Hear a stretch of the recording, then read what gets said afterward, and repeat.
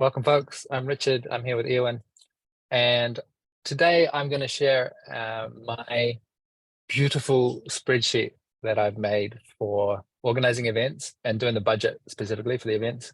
And I thought this was useful to share because Ewan and I have been talking about what's it like to be an event organizer, trying to manage the costs and make the event cover its own expenses and set a reasonable ticket price so that it's affordable for people, but we're not risking potentially losing a lot of money in the process. So there's all this kind of like complicated math. And for me, trying to do that math in my head is just really stressful. And so I've put a lot of time into building spreadsheets to like model out what are the actual likely expenses, what are the sort of levers that I have to pull, and therefore like what sort of price should I set on the ticket to like make it likely that I'm not going to have a bad time as an organizer. So I'm going to talk through a little bit how my spreadsheet works and in the process, hopefully expose something about how I think about budgeting in general as an organizer. And Ewan's here to ask questions and stand in the role of someone who doesn't know anything, and you can ask as many questions as you like. I think the sort of at the high level sort of principles, what I'm going for is try to make an accurate model. Like obviously you can't make an accurate prediction about what's going to happen, but you can make an accurate model of what are the main expenses, what are the different types of expenses. So some expenses, they will scale linearly with the number of people that come. So for example, everyone basically eats the same amount of food. So if you have 10 people or 20 people, the food will be doubled. And then there are some other expenses which are fixed regardless of how many people come. So if you're, renting a venue or hiring a sound system, that's a one-off cost. And then there are other expenses which are sort of like a weird hybrid of the two. And each of those like mathematically need to be treated in different ways. So the model is trying to account for that. The other thing that I'm doing is basically while I'm in budgeting mode, get into a very conservative frame of mind and as in assume that all the expenses are going to be worse than I thought they were going to be, assume the sales are going to be very poor.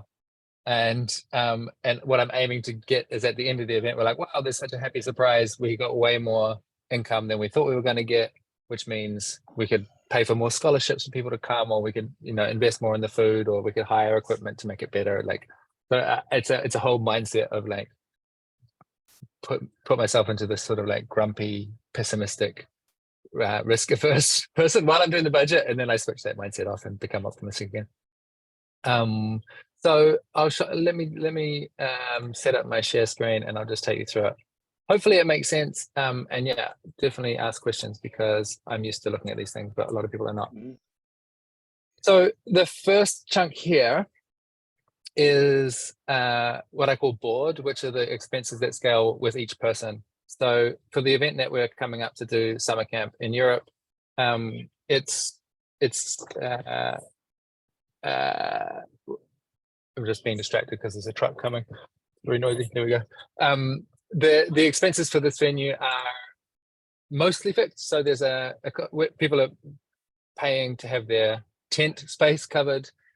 There's a fee for using the kitchen. There's a fee for using the co-working space, and then there's a per person food budget. And by the way, the food budget is like one very clear lever that we can always push up and down. So like we can do the rice and beans approach and drive it down to a few dollars a head, or we can do the luxurious, like make it amazing, make it delicious, and that'll cost more. So these are per person costs, and I've split it out into 6 nights, 5 nights, and 2 nights because different people are coming for a different amount of time. So the hosts will be there 6 nights. Most of the guests will be 5 nights, and some of them will be 2 nights. And so like that's how I get the per person costs, the board for the different length of time that they're going to be there. So and then we have I have a question. So is this the cost sheet that you got from the campground? Is that how the campground works? So these ones have come. These ones have come from the campground, and this one is our estimate of how much we want to spend. Okay. From our cooking coordinator. Okay, so the person who's cooking the food said she needs like a 20 euro budget of food per day, and you'll do the cooking. She'll do the cooking. They'll do the cooking. You'll do the cooking yourself. Yeah, we're hiring the caterer. Yeah.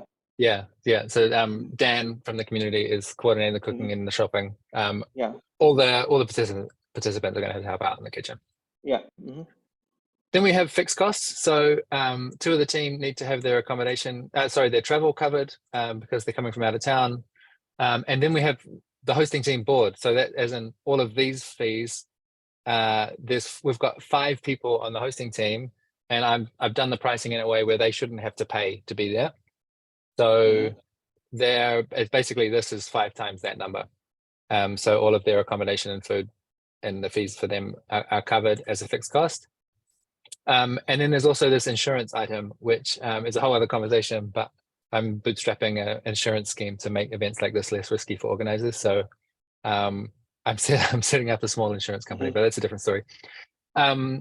So those are the fixed costs. And then there's some other costs, which I'll get into as we hit them. But once I start to get a picture of what the costs are looking like, then I map out some different scenarios.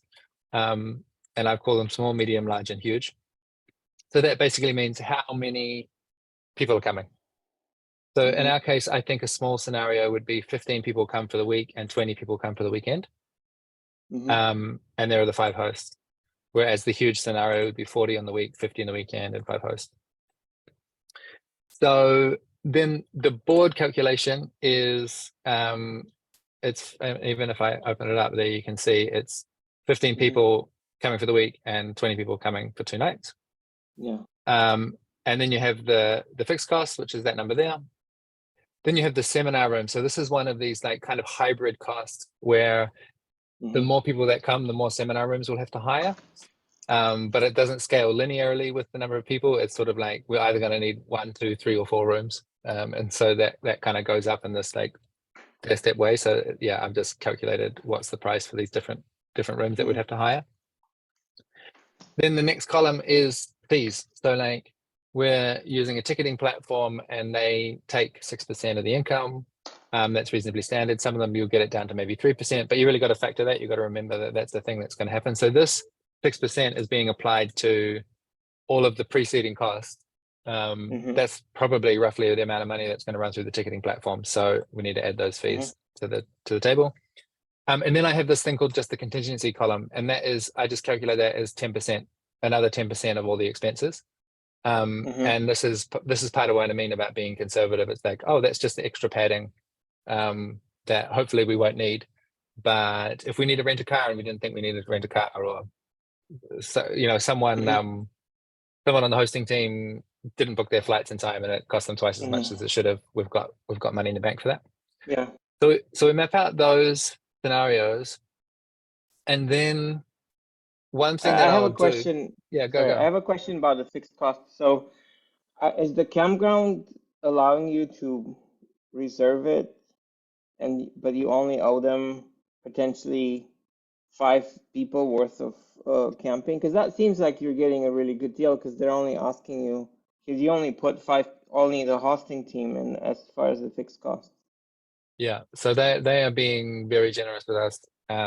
This is the other major way to reduce the risk on an event is that I have a good relationship with the venue, because the venue is always the main cost. Got it.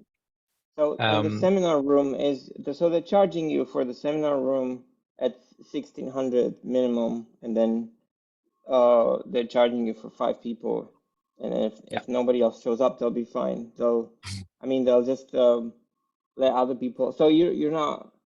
Do you have the risk that a bunch of other people will be in the campground and interfere if you only bring like 10 people or something, or 15 people? I haven't been talking with the venue directly. Mm-hmm. I know that there is another group that's going to be using the space, but they're kind of like friends of friends already, so Mm-hmm. it's like kind of a good thing Okay. that they're going to be there. Mm-hmm. But Okay. we are acting in good faith with them, where they're trying to basically reserve the space for us, and we're trying to fill it so that it's worth their time. Got it. But yeah, I think if we got to 3 weeks out, there's only 10 tickets sold, we'd be talking to them and saying, hey, is this still okay for you? Do we need to rearrange things? Mm-hmm. Yeah, because they're Okay. expecting at least a decent amount of income for their effort. Yeah. Mm-hmm. So once I have this kind of guess about what the actual costs are going to be for these different scenarios, Mm-hmm. and by the way, you can also get a feel for like where are the main cost drivers. So like if I drop that food budget, and say we're going to do the rice and beans version, you can see the cost drop quite a lot. So that's like one main factor, because that's like per person per day, and it affects everyone. Then I actually skip right across over here to the break-even calculations. So that is to say, if this was true, that 15 people came for the week and 20 people came for the weekend, how much would they each have to pay to cover that cost? And that's what that number is there. You'd have to pay $459 for the week and $153 for the weekend. And so it's this break-even figure that I'm using for setting my ticket prices. So basically, in the worst case scenario, if everyone paid, yeah. Do you want to see the math? Formula? Can you show the formula of the break-even? Yeah. So first thing I calculate is the number of guest nights. So that is 5 times that plus 2 times that. Okay. And then divide. How have I done this? Divide total cost. Yeah. So that should probably actually be a 5, not a 6. This is good. This is okay. This is another principle: is talk your logic through with someone else, because you'll spot errors where it doesn't make sense. I think that should be a 5. 5 nights rather than 6 days. I got my wires crossed. But yeah, so 5 days times cost over. Okay, so cost over guest nights would give you a cost per guest per night, and because the week guest is staying for 5 nights, yeah, right. So that's the 383. That makes sense. I think that makes sense. Does that make sense to you? I feel myself like not being fully confident.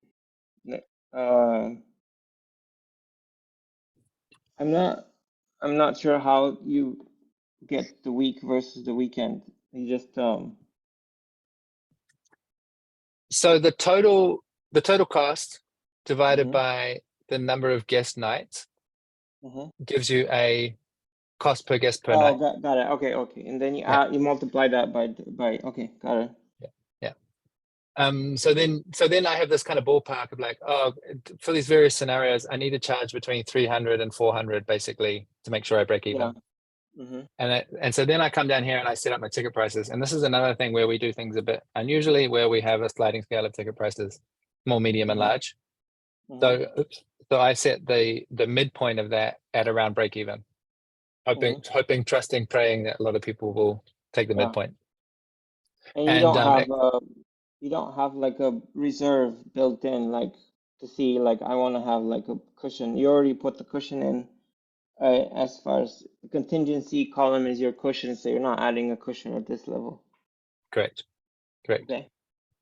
And I've found with doing a lot of events that the ratio of who will pick small, medium, and large, if you give them the choice, will really, it's really different from one event to the next. And I think it's actually my interpretation. Partly it's about the language that you use, like making it clear what the expectations are, so people know how to choose which one's right for them. And partly it's about it's sort of a way of testing the market expectation, because if you overshoot the price, if the price is too high, everyone will just pick the small one. And if you undershoot, lots more people will pick the large one. So it's like a nice way to sort of compensate for you getting the price wrong from a marketing perspective. So I set these prices. So this is one of the main levers, obviously, that I can choose. And then I say, okay, so if these were the prices and this is how many people came,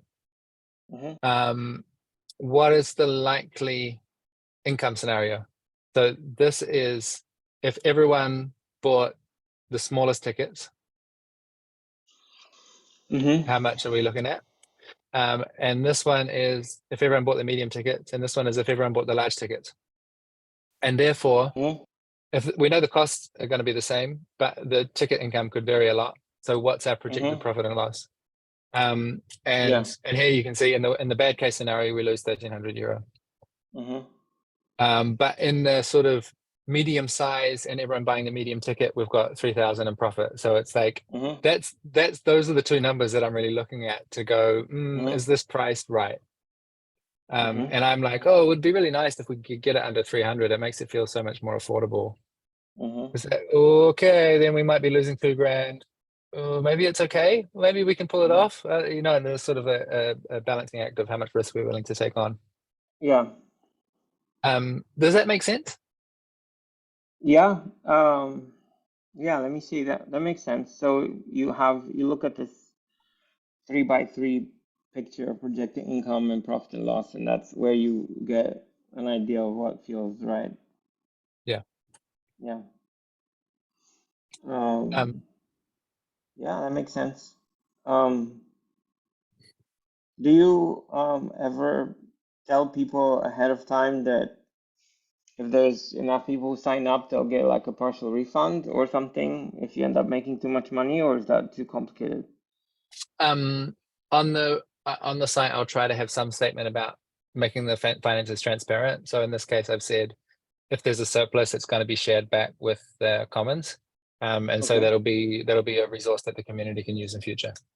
Mm-hmm. So Okay. because I think a lot of people, once they've paid the ticket, that money's kind of gone from their life. They're not really, Yeah. Mm-hmm. you've kind of made that decision. And so like, Yeah. but if there is a surplus that like, it's really nice if you can enroll people in some kind of participatory decision, like, Yeah. hey, it turned out that we miscalculated and there's like $3,000 left over that we don't need. Mm-hmm. What should we do with it? Like that can be a really fun Yeah. thing to do together. Mm-hmm.